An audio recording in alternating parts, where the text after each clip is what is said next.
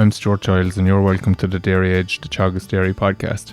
We're bringing you the latest information, insights and opinion to improve dairy farm performance.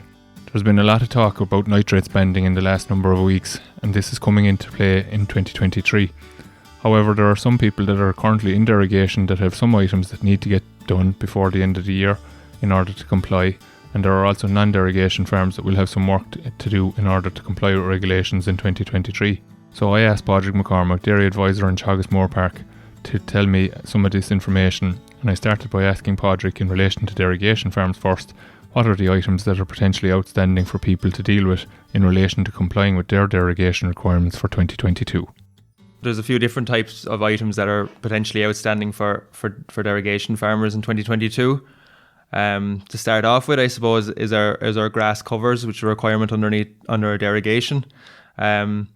So I suppose if you took 20 measurements completed in 2021, you must complete a minimum of 20 grass measurements again in 22.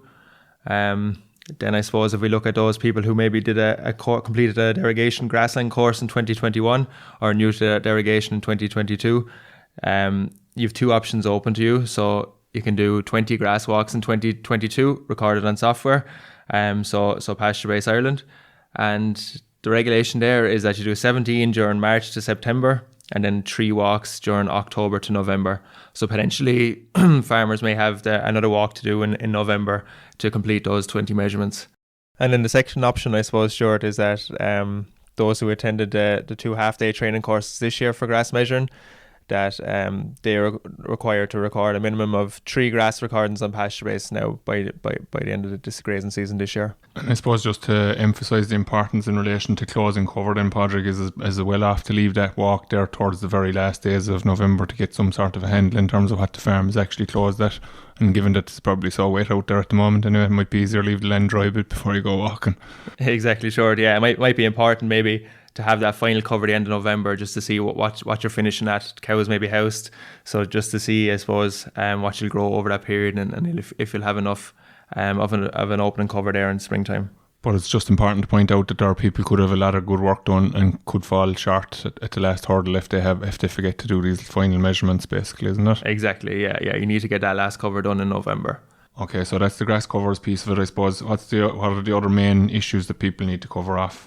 Yeah, so another thing I suppose, Short, is spreading lime for the year. So as part of derogation, there's a 4-year liming plan requirement, and as part of this, a minimum of 25% of your lime needs to be spread each year, and then the balance spread over the remaining 3 years.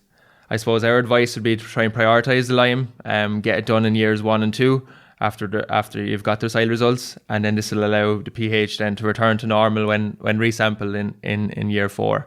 But I suppose just the important thing really here is to just make sure you know your own figure to ensure that you get that spread by that requirement spread by year end. Okay, so you mentioned there about the soil sampling in relation to getting good results following the lime over a course of a number of years applications. But how many people will have to soil sample this year now, or who does the soil sampling affect for people that are in derogation currently? Yeah, I suppose, look, as part of derogation, if you're in derogation currently, soil samples are needed every 4 years. So if your last soil samples were 4 years ago, you need to soil sample again over the next few weeks. A recommendation, I suppose, is to have 1 soil sample every 4 hectares, really, is what we'd be advising. And that's a very important point as well, Padraig, because in some cases 5 hectares is often seen as being sufficient, but there are some changes maybe coming to map the areas next year with kind of what were formerly ineligible areas maybe being potentially classed as eligible, so it could actually catch people out in terms of the numbers of soil samples that they'd have, so they should try to maximise the number of soil samples that they have rather than minimise. Yeah, exactly, yeah. Look, it's better to have the 4 hectares, as you said. Look, 5 hectares might have been okay before, but now going forward, it might drive you over the 5 hectare threshold for each soil sample. Okay, so we'll say there's a few items that I suppose a lot of people should have already in place from previous years' changes to the derogation. So we'll say 2 years ago, part of the midterm review that was done, there was a requirement to go fencing water courses, maybe adjustments to roadways, moving of water troughs. A lot of people probably have it done, but I suppose it's just no harm to cover it again, just to make sure for that people that maybe might have had it in their mind to do it but haven't gotten around to doing it. What are the requirements in relation to those? Yeah, so I suppose, look, like you said, most people have probably done it already, but sure, it's good for a reminder. I suppose this not only applies to derogation farmers, the following one, but I suppose any roadway runoff isn't allowed to go to water courses or any waters. So that means you have to camber roadways away from waters or direct divert your runoff away from waters also.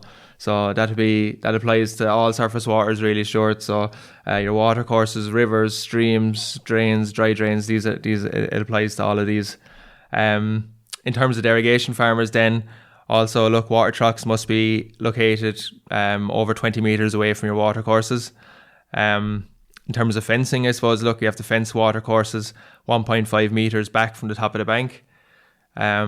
Also, look, if there's any animals going across water courses, you have to make sure that these water crossings are fenced.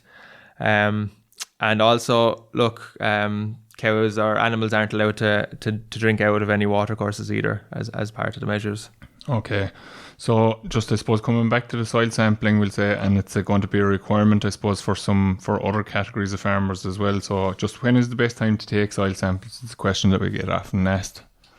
Yeah, so I suppose Stuart, the back end of the year is usually the best time to soil sample.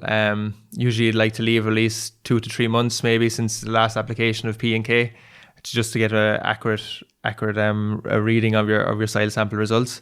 So anytime now really until, look, the next few weeks and months are a good time to get them done. Okay, and I suppose, as I said, it's not all about the derogation farmers. There's a lot of farmers that aren't in derogation as well. The farmers that are under 170, is there a requirement for them to take soil samples for next year, even if they're not applying for derogation? From 2023, from the 1st of January next year, it's a requirement for all farms stocked above 130 kilos per hectare of grassland to take soil samples. There's soil samples that are coming down into those farmers, and we'll talk about it later as well, in terms of low emission slurry spreading, that's coming down to these farmers as well. But I suppose, look, it's in terms of taking soil samples, it's about making best use of what you have on the farm. And you mentioned it there now a second ago as well. This is probably a very important point to make to people, that the low emission slurry spreading application requirements are beginning to, as I said, precipitate down now. So before the derogation farmers were required, we'll say, so anyone over 170 was required to apply with low emission slurry spreading equipment. But that's beginning to move further down along the pecking order now, we'll say. So that's coming in over a phase basis. Will you just explain to people there what stages they're coming in at? Yeah, so as you said, sure, look, previously it's mandatory for anyone over 170 to spread all their slurry using low emission slurry spreading. But from next year now, the 1st of January 23, anyone who is above 150 kilos of nitrogen per hectare of grassland stocking rate, they'll be required to spread all their slurry using low emission slurry spreading. And then if we go further on then in 2024, this will apply to all farms that are stocked at 130 kilos of nitrogen per hectare. And if we move on again then to 2025, it's coming in that all farms stocked above 100 kilos of nitrogen per hectare, they'll be required to spread all their slurry using low emission slurry spreading. Very good. So that's basically going to catch an awful lot of farmers over the next number of years, and it's something that people need to be aware of, is that requirement is coming in. I suppose, Padraig, there's a share of inspections taking place in relation to derogation. There's and nitrates, full stop, I suppose, and that there's I think it's gone up to 10% of all applications are now eligible to be inspected every year. And you've had a few of those inspections in the last number of weeks in your own area. What are the key stumbling blocks, I suppose, for people in relation to the inspections that you've seen so far? Yeah, I suppose, look, the main things to look out for really in terms of your inspections, I suppose, are, look, make sure you have all your lime spread. Also, look, there's a regulation there that any feed fed between the 15th of April to the 30th of September has to be, it can't be any more than 15% crude protein. And that's fed to all animals over the age of 2, I suppose. Maybe other ones, just ensure, as we talked about earlier, to make sure all water courses are fenced off. Slurry storage requirements are very important on your farm, just to make sure that you know what your requirement is on farm, and make sure you know what exactly the storage you have on your own farm. Now that you bring up the storage side, there's a few changes occurring that are affecting all farmers. They're not only derogation farms again, so for all farmers that are listening in, there's been obviously a change in the spreading period this year, with moving back to the 8th of October, and that's moving back further again in 2023. So in effect, it could potentially be increasing storage requirement, even though it's the 16, 18, 20 weeks situation hasn't changed. It could mean that people might be a little bit more under pressure in terms of storage capacities on their farms. So will you just outline to me what those changes are there in relation to that, and then you might pick up on the soil water as well, which is obviously the elephant in the room really in terms of storage capacity on farms. Yeah, so I suppose as you mentioned, look, this year we had to have all our slurry spread by the 8th of October. Going forward next year then, look, it's going to be the 1st of October in 2023 is when we'll have to have all our slurry spread. So the storage period is the same, 16, 18, 20, 22 weeks, depending on what part of the country you're in. But I suppose, look, the soil water storage requirements are changing. So for this year, it's worth noting that you can't spread any soil water from the 21st to the 31st of December.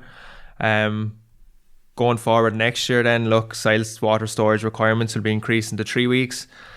And then as we get into 2024, that soil water storage requirement will be increasing again to 4 weeks.